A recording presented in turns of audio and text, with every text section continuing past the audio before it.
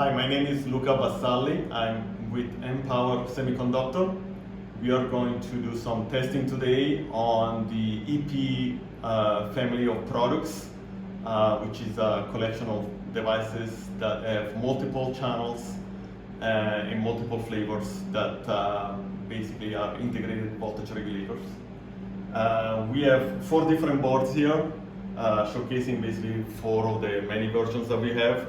The first board is a single channel 10 amp, is EP7010. The second board is a 3 channel EP7038. It has a 2 amp, a 4 amp, and another 2 amp output channel. Here we have the 7038 interposer version, which is a different packaging flavor for basically the same device. And this is the demo board that we basically sell on the distributor's website. This is for customer quick evaluation.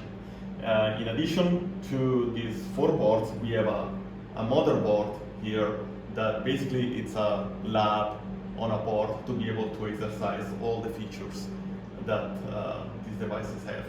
So different flavors of the other boards can be plugged in.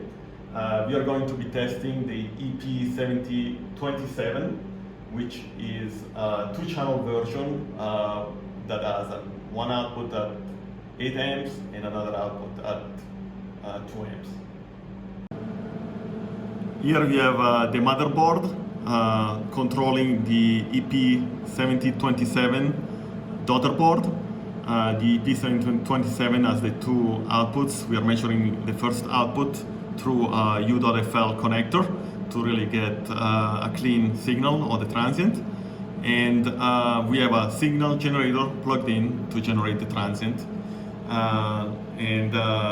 We on the motherboard also we have a 5 volt input. First stage that converts 5 volt to 1.8 volt regulated for the input of the EP7027. And again, the load transient here is set up to generate a current ramp from 0 to 8 amps at 500 nanoseconds. So 500 nanoseconds is a really fast transient, and we'll show on the scope how quickly that voltage settles. Here we have the laptop connected through the motherboard on the USB because we have a GUI that controls the features or the configuration of the EP7027. Configurations such as output voltage is programmable, soft start rates is programmable, DDS rate is programmable, and there is a bunch of other things that the GUI can provide for measuring efficiency and other things. So here on the scope we have the transients showing on the yellow trace, the 0 to 8 amp current ramp, and the blue trace is the output voltage transient.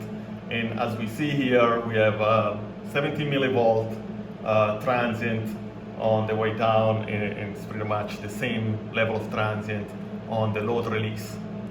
Let me point out some of the measurements here on the scope. First of all, the yellow trace with the current transient, since we have the scope set up at 500 nanoseconds per division, we see that the cursor shows 500 nanoseconds between the 2 lines.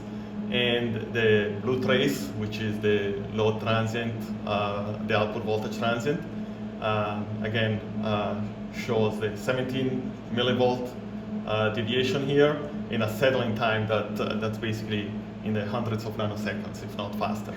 So this is to showcase how quickly this device responds to a very fast load transient. At this time, I wanted to show the input to the EP7027 in addition to the output. So while the output responds very quickly to a transient, the first stage is generated by a switching regulator that runs at around 500 kilohertz. And so I wanted to show you how slow, comparatively to the EP7027, the standard switching regulator that provides the power to the input is. So in this case, I zoomed out, and you basically don't even see the transient on the output of the 7027, but the input shows a big transient because the first stage switching regulator has a much slower response loop, which is typical of switching regulators running at 500 kilohertz or so. And despite the big transient at the input of the EP7027, we don't see any repercussion to the output. We are switching now to doing some dynamic voltage scaling or DVS measurements, which is the output voltage transition that the device can control. I already took one shot here at a transition from 800 millivolt to 1 volt in 20 microseconds. So we have about 10 millivolt per microsecond transition. That's a standard DVS rate that you find in many devices. But I wanted to show you something a little faster, since we can do that with our device. So I'm gonna pick a rate that's faster. So we're gonna go do a single shot measurements here again with a faster slew rate. And there it is. Now we are basically 10 times faster. The scope tells us 164 millivolt per microsecond, and that's about, as fast as you can probably find out there. I don't know that I've seen other devices that can do slew rates this fast, but that's not enough for us. We want to go even faster. So I'm going to show you another measurement here, another output voltage transition. I'm going to set it up again the same with a single shot from basically 0.8 to 1 volt transition, and there it is. And now if we zoom in, we can see that the scope is telling us 1.3 megavolt per second. Well, that's actually 1000 millivolt per microsecond, or 1 volt per microsecond. So that's 100 times faster than the first capture that we did when we started this test.